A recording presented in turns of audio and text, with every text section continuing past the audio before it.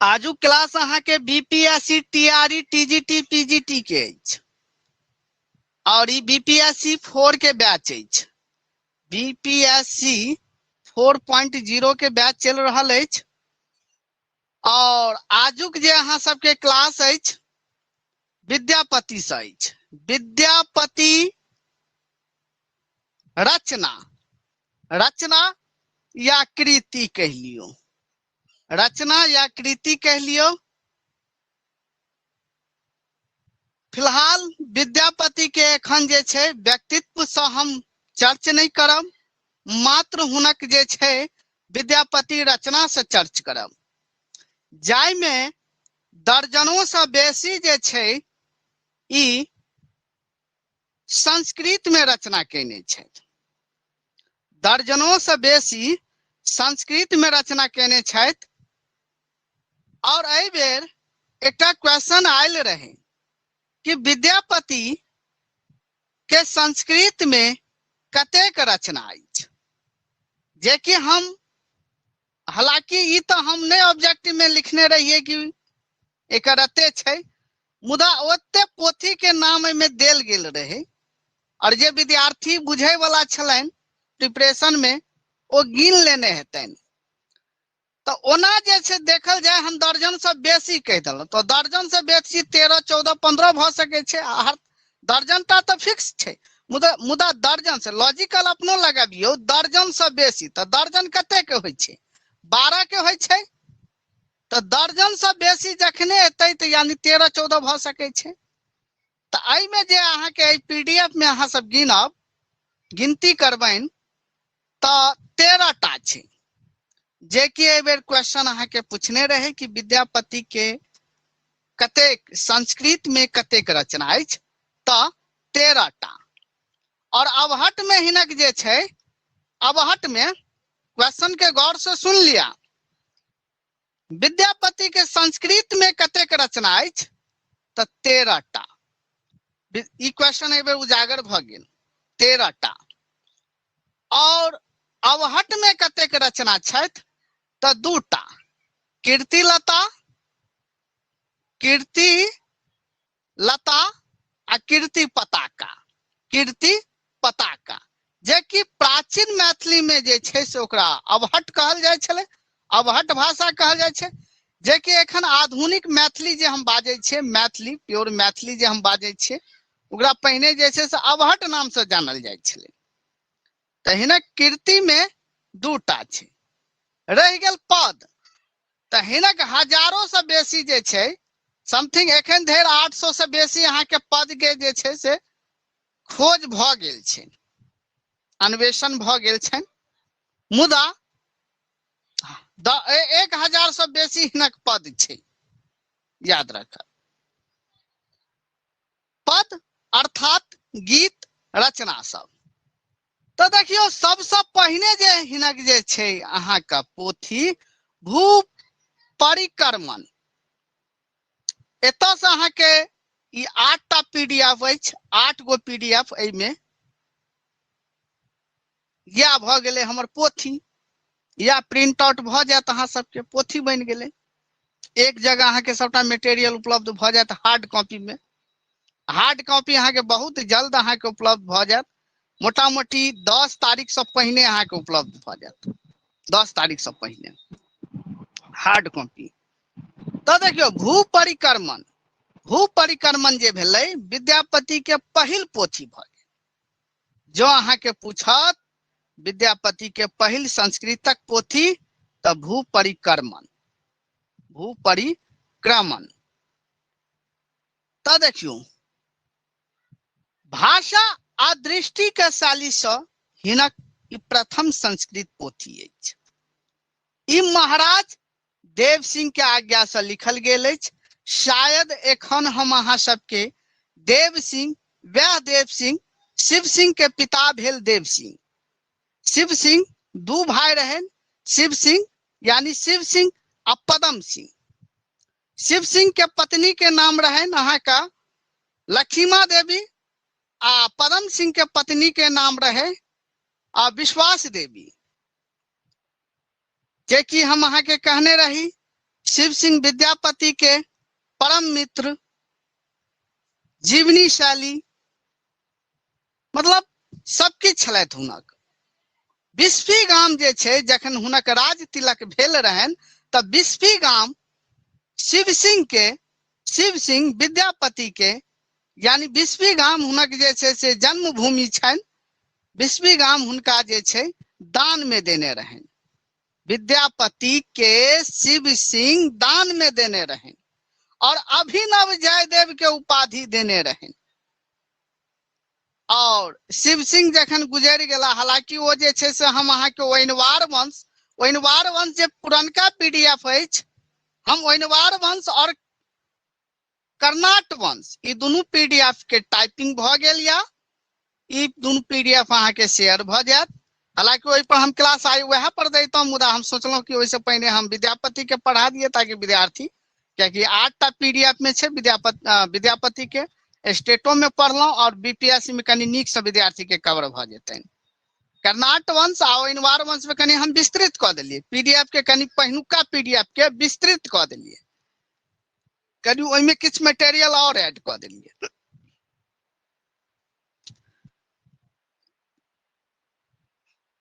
3 साल 9 महीना जे छै विद्यापति राज केलनि, तकर बाद ओ निपता भ गेलनि। हालांकि वो कहानी हम अहाँ के बतायब जखन ओइनवार वंश अहाँ के पढ़ायब और प्रॉपर शिव सिंह आ विद्यापति पर कनी एकटा ई टॉपिके भ जाय छै, तो ओ टॉपिक कनी पैग में चलते। शिव सिंह कियाकि एहि बेर एकटा मतलब किछु बहुत टॉपिक जे छै से अहाँ के बीपीएससी 4 में अहाँ के भेटत, जेना शिव सिंह आ विद्यापति के एकटा टॉपिके बनि जाय छै, पूर्ण रूप से एकटा कहानी बनि जाय छै। ओतऽ से बहुत क्वेश्चन उठाबै छै कि शिव सिंह के जखन वृद्ध अवस्था एले विद्यापति के, तो शिव सिंह के सपना में देखलकनि, स्वप्न में देखलकनि, तो इहो क्वेश्चन पूछ ले छै कि कतेक बरख बाद शिव सिंह के निपत्ता भेला के कतेक बरख बाद जे छै से विद्यापति हुनका सपना में देखलकनि। आ यूजीसी नेट में क्वेश्चन सब पूछने छै, तो बीपीएससी कोनो बड़का चीज छै, भ सकै छै बीपीएससी में पूछ ले। जखन यूजीसी नेट में पूछने छै त हम तो किछो कोनो फर्क नहीं बुझे छे, जे बीपीएससी आ यूजीसी नेट में हम कोनो फर्क नहीं बुझे छे। जे विद्यार्थी +2 के विद्यार्थी छी वो आंख बंद क के यूजीसी नेट के तैयारी करू, बैच ल के तैयारी करू, आ नहीं बैच लेब तो कम से कम सेल्फ स्टडी में ओकरा तैयारी करू, लेकिन यूजीसी नेट में बैसू। तो देखियो जेना अहाँ के पूछ लेत विद्यापति के जे छै, विद्यापति शिव सिंह के कतेक बरख बाद स्वप्न में देखलकनि, 32 बरख बाद। शिव सिंह से विद्यापति कते बरख पैघ छलथि, तो 2 बरख पैघ छलथि। ई क्वेश्चन सब पूछे छै, कते बरख पैघ छलथि, 2 बरख पैघ छलथि।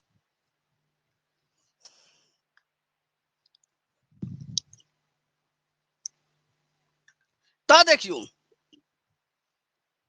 भाषा आ शैली के दृष्टि से हिनकी प्रथम संस्कृत पोथी पूछत, भाषा आ शैली के दृष्टि से विद्यापति के प्रथम पोथी कौन है, या विद्यापति के प्रथम संस्कृत पोथी कौन है, तो भू परिक्रमण। ई महाराज देव सिंह के आज्ञा से लिखल गेल, जे कि शिव सिंह के पिता अछि। देव सिंह शिव सिंह के आज्ञा से देव सिंह के आज्ञा से लिखल गेल, और ये ऐतिहासिक आ भौगोलिक दोनों दृष्टि से महत्वपूर्ण पोथी है। ऐतिहासिक आ भौगोलिक दोनों दृष्टि से तात्पर्य भेल कि एखुनका वर्तमान में जे विषय देखल जाए, इतिहास और भौगोलिक मतलब भूगोल, दोनों दृष्टि से ही यहाँ का पोथी है।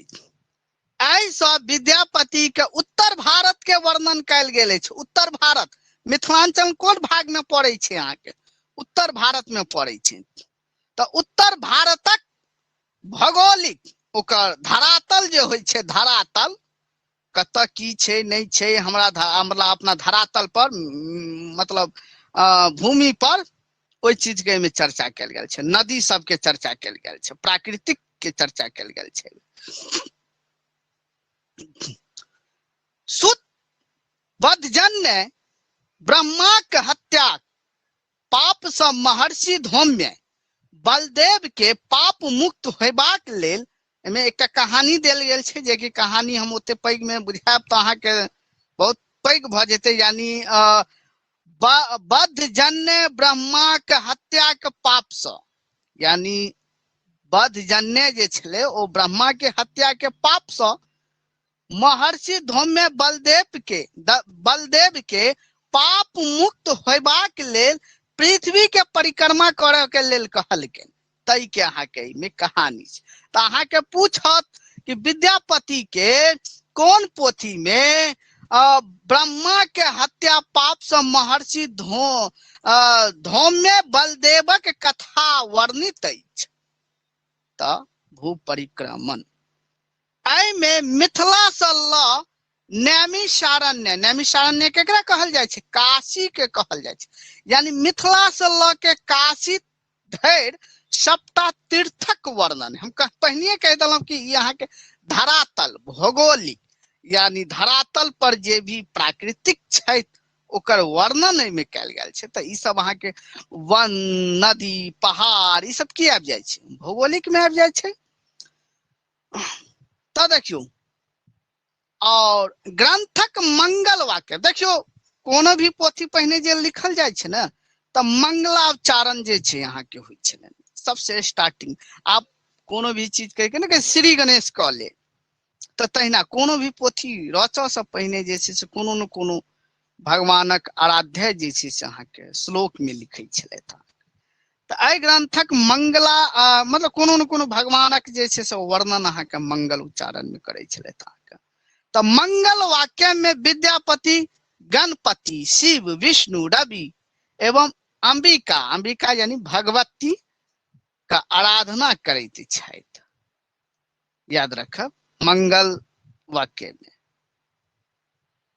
आई में वर्णित तथा नीति, नीति शास्त्र, ज्ञानवर्धक, शिक्षा एवं मानव पक्ष से परिपूर्ण अछि।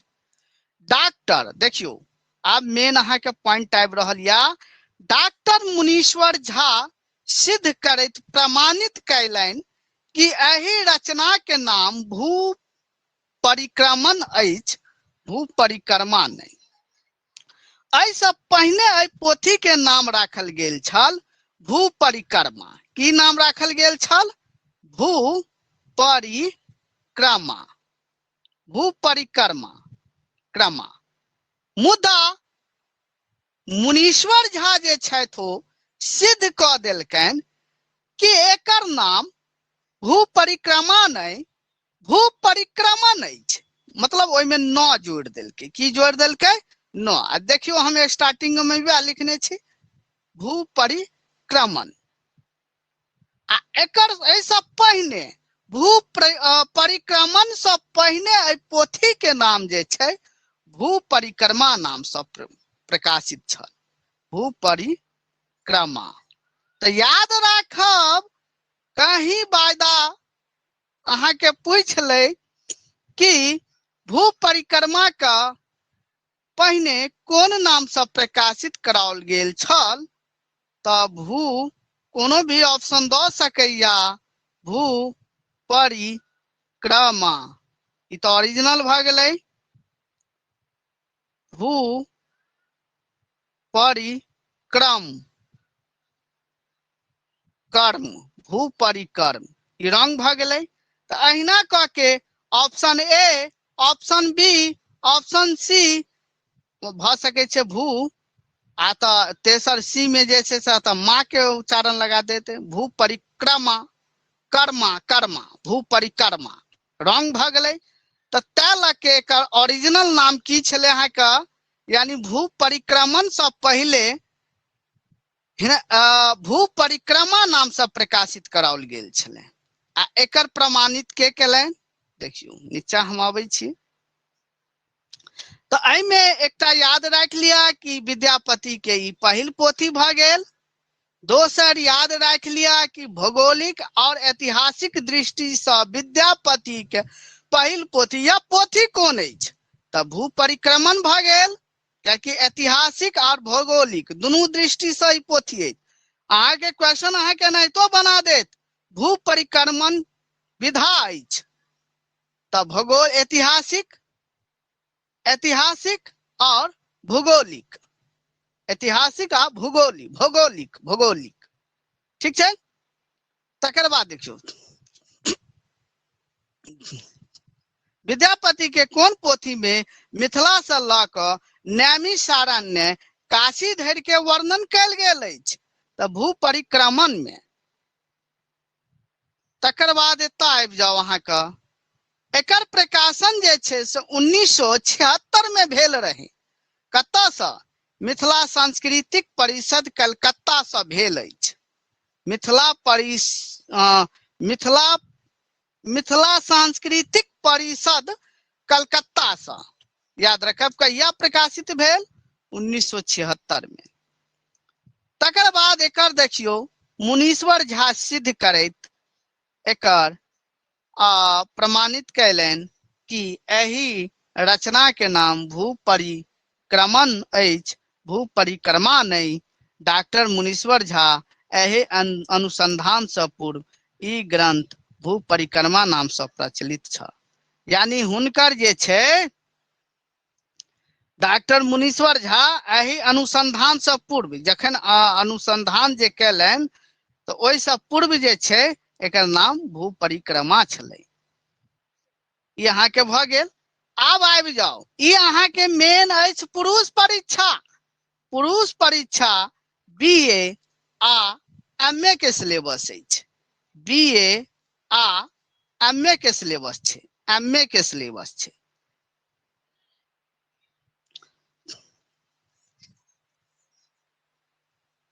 बीए पर हमरा एकटा गप याद आबि गेल। जखन हम विद्यालय चलबै छलहुँ तो एकटा टीचर के रिक्वायरमेंट छलथि अहाँके, तो टीचर एलथि हमरा लग। तो हम ज्यादा टीचर सबके किछु लिखबै नहीं छलिए, मात्र इंग्लिश के कॉपी दऽ दै छलिए और एड्रेस कहै छलै लिखऽ के लेल। तो एकटा टीचर हमरा लग एलनि जे कि बीए फर्स्ट पार्ट के विद्यार्थी रहे। आई रियल घटना हम कहि रहल छी, जे कहबै सर अपना तरफ से कहै छै, नहीं हम विद्यालय चलबै छलहुँ अहाँके आ एखनो हमर विद्यालय चलैया, हमर अपन विद्यालय यऽ। तो ओ हुनका जखन हम इंटरव्यू लेलहुँ तो हुनका से पुछलहुँ कि बीए के फुल फॉर्म, हम पहिने हुनका पुछलहुँ एखन की कऽ रहल छी वर्तमान में, तो कहलथि जे सर हम बीए में एडमिशन लेलहुँ। हम कहले बहुत नीक, बहुत सुंदर। तो फैकल्टी की अछि ई सब पुछलहुँ, हालांकि जवाब तो नहीं देलथि। तखन हम हुनका से एकटा क्वेश्चन पुछलहुँ कि बीए के फुल फॉर्म की अछि? तो कहलथि जे सर हमरा नहीं जानकारी। हम कहलिए एना कोना, बीए के अहाँ के जानकारी नहीं है, अहाँ एडमिशन लऽ लेलहुँ? तो कहले सर हम तो एखन एडमिशन लेबे केलहुँ, एखन हमरा जानकारी नहीं है, अहाँ बता दिया। हम कहलहुँ चलू ठीक छै, हम बता दै छी अहाँके। हम तो बतेबे करब। तो अंतिम में जखन वो विदा हुआ लगलन तखन एकर अंतिम बेर हम जवाब देलिए। हुनकर मोबाइल नंबर सब हम नोट कर लेलिए। हम कहलिए ठीक छै, हम बता देब अहाँ के जे कि कोना आबे के छै कि नहीं आबे के छै। हाँ ओनाहितो हम कहलिए आबि के अपन अहाँ पढ़ा देबै, 1-2 दिन डेमो क्लास दऽ देबै। हम कहलिए बीए के मतलब भेल बुड़बक आदमी। कनी हुनका शर्मिंदा महसूस भेलै, लेकिन ओहो लाइफ में जब जब बीए हुनका मुंह पर एतन तो कहते कि हमरा क्यों नहीं क्यों किछु कहल। किया हम कहलिए बी से बुड़बक आ ए से आदमी, क्या कि हुनका बीए के फुल फॉर्म नहीं मालूम छलै तो की करतियै। लास्ट में तो हमरा बाजऽ पड़ल। तो चलू देखियो भऽ गेल पुरुष परीक्षा। तै लऽ कऽ छोट छोट चीज के जे छै बेसिक चीज, इंटरव्यूओ जे कोनो चीज में देबनि तो ओहिमे बेसिक चीज सब पूछल जाइ छै। पुरुष परीक्षा, पुरुष परीक्षा अहाँ के विद्यापति के सबसे चर्चित पोथी अछि। पुरुष परीक्षा नीति शास्त्र पोथी अछि आ ई 4 परिच्छेद में विभाजित अछि। क्या परिच्छेद में? 4 परिच्छेद में विभाजित अछि और एहिमे 44टा पोथी अछि, कथा अछि। जो अहाँ के पूछत पुरुष परीक्षा में कते कथा अछि, 44टा कथा अछि। और बीए में दोनों के सिलेबस है प्लस स्टेट के सिलेबस से हो। बीए एमए प्लस स्टेट के सिलेबस है। तो स्वाभाविक है एतऽ से क्वेश्चन आबै के संभावना रहे छै, बीच से पूछे के ज्यादा उम्मीद रहे छै। पहिल परिच्छेद में जाय में अहाँ के पूछत कि पहिल परिच्छेद में कते कथा अछि, तो पहिल परिच्छेद में अहाँ के 8 टा कथा छै। नीति शास्त्र पोथी अर्थात ज्ञानवर्धक नैना बच्चा सबके लेल बहुत बढ़िया पोथी छै। अहाँ के ई राजा शिव सिंह के आज्ञा से लिखल गेल अछि। एहि में ई राजा शिव सिंह के आज्ञा से लिखल गेल अछि। एहि में एहि पोथी के पढ़ला से बहुत किछु एहिमे वर्णित छै और ई अहाँ के आज्ञा से लिखल गेल अछि।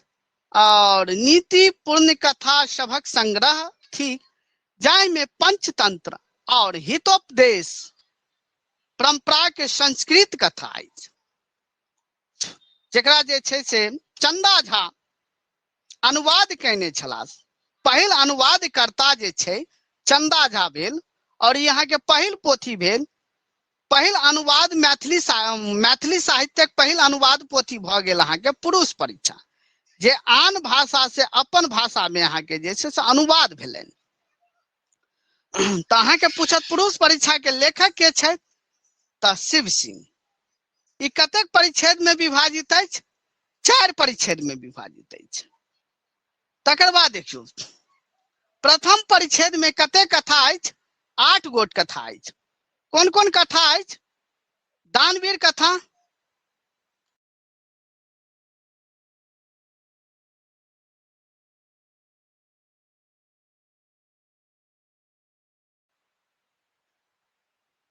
तो देखियो प्रथम परिच्छेद में 8 गोट कथा अछि, जेना दानवीर, दयावीर, युद्धवीर, वीरवीर।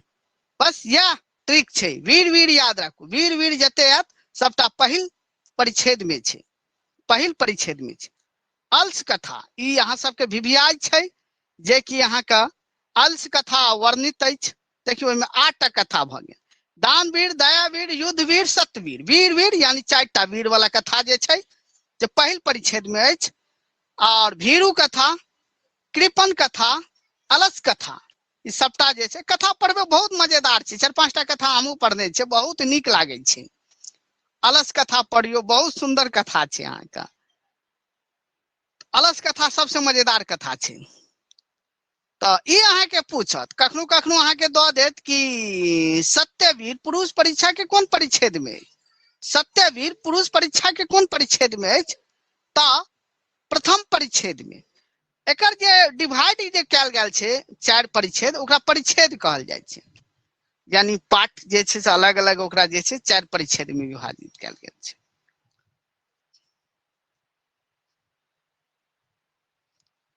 एहि में 44 टा कथा अछि। पहिने कह देलहुं, राजा परावार ओ सुबुद्धि नामक मुनि के प्रश्न उत्तर से रूप में एही कथा के प्रारंभ होइ छै। यानी पहिल कथा जे छै अहाँ का, पहिल कथा कोन छै देखियो तो दानवीर छै ना, पहिल कथा दानवीर। एहि में अहाँ के जे कथा जे प्रारंभ होइ छै, जे ओ अहाँ के परावर ओ सुबुद्धि, सुबुद्धि नामक जे मुनि होइ छै ओकर प्रश्न उत्तर से ई कथा अहाँ का प्रारंभ होइ छै। तो अहाँ के पूछ लेत कि राजा परावर और सुबुद्धि नामक प्रश्न उत्तर कोन पोथी में वर्णित अछि? कथा कोन पोथी में वर्णित अछि? तो पुरुष परीक्षा में। कोन में? पुरुष परीक्षा में। याद रखब एही पोथी का मैथिली गद्य पद में पहिल अनुवाद जे हम पहिने कह देलहुं, कविश्वर चंदा झा केने छथि। पछाती जे छै रामानाथ झा, सुरेंद्र झा सुमन केने छथि। अहाँ का तो कविश्वर चंदा झा, रामानाथ झा, सुरेंद्र झा। तो अहाँ के पूछत, जो एना क्वेश्चन पूछत कि पुरुष परीक्षा के पहिल अनुवादकर्ता के छला, तो चंदा झा। चाहे वो तीनों में से क्या नाम देने रहते, यदि पहिल के नाम कहतन तो चंदा झा। याद रखब। आ एना क्वेश्चन अहाँ के पूछ देत कि पुरुष परीक्षा के अनुवादकर्ता छथि, तो अनुवादकर्ता में तीनों गोटे आबि जाय छथि। चंदा झा सेहो आबि जेतनि, बी में अहाँ के सुमन सेहो आबि जेतनि, आ सी में जे छै से अहाँ के रामानाथ झा सेहो आबि जेतनि। तो एतऽ हम डी वाला ऑप्शन लगेबनि। एतऽ कोन ऑप्शन लगेबनि? हम डी वाला ऑप्शन लगेबे, ऑप्शन डी 100 बेसी, उपयुक्त में 100 100 बेसी वाला हम ऑप्शन लगेबे, याद रखब अहाँ सब। तकर बाद एतऽ नेक्स्ट अछि कविश्वर चंदा झा एकरा अनुवाद कहिया केलनि, याद रखब 1888 में। पुरुष परीक्षा के पहिल अनुवाद कहिया भेल, तऽ पहिल अनुवाद अहाँके 1888 में भेल।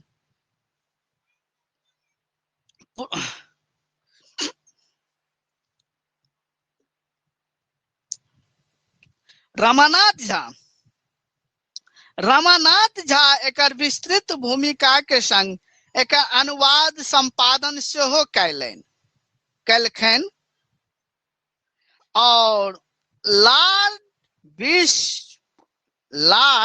विश्वटर्नक आदेश राजा काली कृष्ण बहादुर अंग्रेजी में, याद रखब एतऽ पोथी के अंग्रेजी में अनुवाद सेहो भ चुकल या 1830 में अंग्रेजी में अनुवाद सेहो भ चुकल छै। आ ओकर अनुवाद 1830 में अंग्रेजी में अनुवाद के केने छलथि, यानी किनका आदेश से, लॉर्ड विश्वटर्नक आदेश से राजा काली कृष्ण बहादुर केने छलथि 1830 में। तो पुरुष परीक्षा के अंग्रेजी अनुवाद कहिया भेल, 1830 में। अंग्रेजी में अनुवाद के कैलन तो काली कृष्ण बहादुर, याद रखब काली कृष्ण बहादुर। तकर बाद म हरप्रसाद शास्त्री जे छै 1895 में एकरा बंगाल में सेहो अनुवाद केने छथि। म हरप्रसाद शास्त्री हुनके आदेश से, क्या कि यहाँ के अंग्रेजी शासन छले ना अहाँ का, तो लॉर्ड विश्वटर्नक आदेश से म हरप्रसाद शास्त्री 1895 में बंगाल में अनुवाद केने छले। बंगाल में नहीं, बंगाल भाषा में, याद रखो बंगला में, बंगाल में नहीं, बंगाल भाषा में। तकर बाद देखियो अब यहाँ के मेन इम्पोर्टेंट एकटा 11 नंबर भ गेल आ एकटा अहाँ के 7 नंबर भ गेल, याद रखब। ई दूटा अहाँ के भिभिया या एठाम प्रकाशन कविश्वर चंदा झा वाला याद राखू 1888 में, आ सुरेंद्र झा सुमन, क्या कि मैथिली अकादमी पटना से भेल या। तो सुरेंद्र झा सुमन जे छै 1983 में पटना से प्रकाशित भेल छै। श्री सुरेंद्र झा सुमन द्वारा संपादित भ 1983 में मैथिली अकादमी द्वारा प्रकाशित पुरुष परीक्षा के संपादक छला। तो option A B C D रहत, जतऽ सुरेंद्र झा सुमन भ गेल। मैथिली अकादमी से प्रकाशित किनकर संपादक में भेल रहन, तो सुरेंद्र झा सुमन के द्वारा भेल रहन।